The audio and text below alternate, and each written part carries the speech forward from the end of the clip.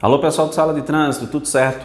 Vamos para mais um vídeo falando sobre trânsito, dessa vez tratando com vocês sobre as consequências para o proprietário do veículo que deixa de indicar o real infrator em caso de cometimento de infração com o seu veículo. De cara é importante vocês saibam o seguinte, tem uma expressão que ela é usada normalmente pelos proprietários, a ideia de transferir os pontos. Cometeram uma infração com o meu veículo, eu vou transferir os pontos.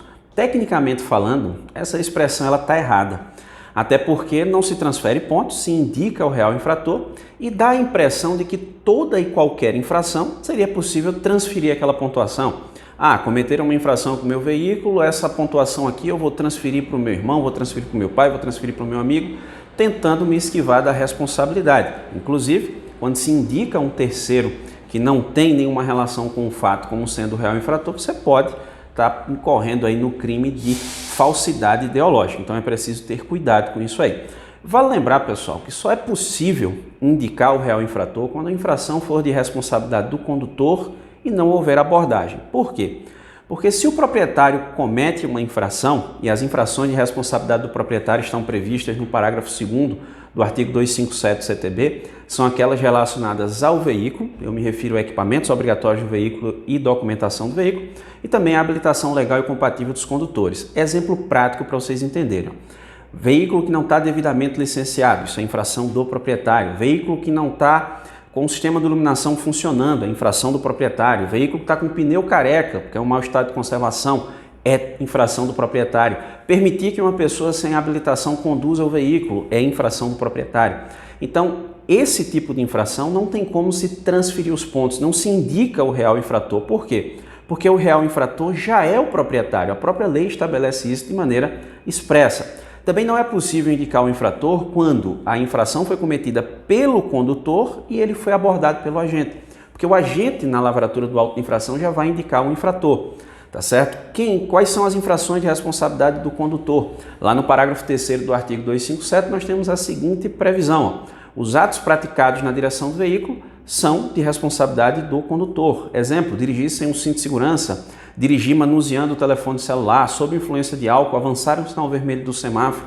Perceba, são todas infrações de responsabilidade do condutor, porque foram praticadas na direção do veículo. Vamos imaginar que um agente de trânsito abordou um condutor que estava dirigindo sem utilizar o cinto de segurança.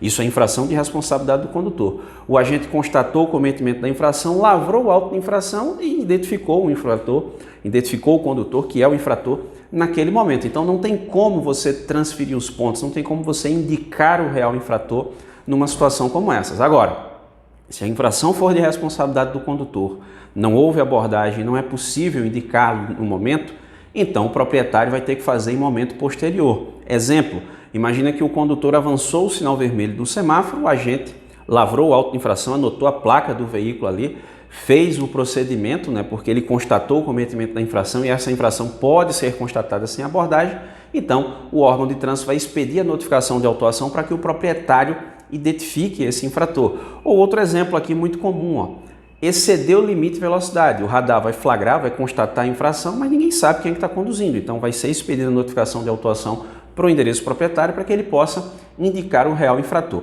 Ele indicando a pessoa que efetivamente estava na direção do veículo no momento do cometimento da infração, a responsabilidade é atribuída a essa pessoa, tá certo?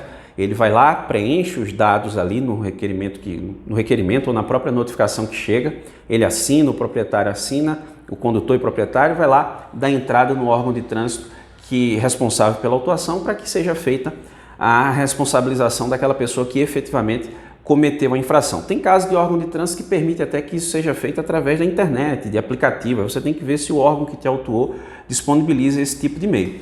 Quando o proprietário não indica ninguém, e aí o parágrafo 7º do artigo 257 do CTB, que inclusive foi alterado em 2021 pela Lei 14.071, que é de 2020, mas entrou em vigor em 12 de abril de 2021 e ampliou inclusive o prazo para que o proprietário possa indicar um real infrator. Esse prazo é de pelo menos 30 dias. Se ele não indicar ninguém, então a responsabilidade recai sobre o principal condutor, se ele tiver indicado previamente no Detran, ou o próprio proprietário do veículo. Ou seja, se eu sou o proprietário do veículo e eu não indiquei ninguém no prazo, então eu passo a ser o infrator presumido, ou seja, se eu não indiquei ninguém, é porque eu mesmo estava na condução do veículo. Então aquela pontuação vai ser registrada no meu prontuário. Eu que vou ser responsabilizado pelo cometimento dessa infração. O problema é que, às vezes, a depender da situação, são infrações que trazem punições mais severas. Por exemplo, você tem uma motocicleta e cometeram uma infração por não usar o capacete na sua motocicleta. Além da penalidade de multa, nós temos a previsão da suspensão do direito de dirigir. Então você, proprietário, por não indicar ninguém, se for considerado um infrator presumido, você pode ter o seu direito de dirigir suspenso em razão dessa sua inércia. Então você tem o dever de indicar o réu infrator para evitar que esse tipo de situação ocorra e deve fazer no prazo. O proprietário não é habilitado, ele não indicou o infrator. Qual a consequência? Bom, a resolução 619/2016 do CONTRAN prevê a lavratura de um novo auto de infração. Ou seja, se eu não indiquei ninguém, então eu estava conduzindo, mas se eu não tenho habilitação, então eu estou, de certa forma, afirmando que estava dirigindo sem possuir habilitação. Deve ser lavrado um novo auto de infração, mas poucos são os órgãos de trânsito no país que procedem dessa forma, mas saiba que existe uma previsão legal nesse sentido. Então, olha, se a infração for de responsabilidade do condutor, o proprietário tem um prazo de 30 dias para indicá-lo, não indicando, pode ser responsabilizado pelo cometimento da infração. Por fim, saiba que o valor da multa vai ficar sempre registrado no veículo e é de responsabilidade do proprietário. Claro que o proprietário pode buscar um ressarcimento por parte daquele que cometeu a infração, que vai lá e paga aquele prejuízo, mas, legalmente falando, quem paga o valor da multa é sempre o proprietário. E você, ficou com dúvida? Concorda com algo, discorda de algo? Fica à vontade, vá deixando aí nos comentários. Você sabe que aqui no seu canal Sala de Trânsito a intenção é compartilhar informação e aprender todo mundo junto. Beleza, pessoal? Muito obrigado a você que me acompanhou até aqui. Um grande abraço e até a próxima.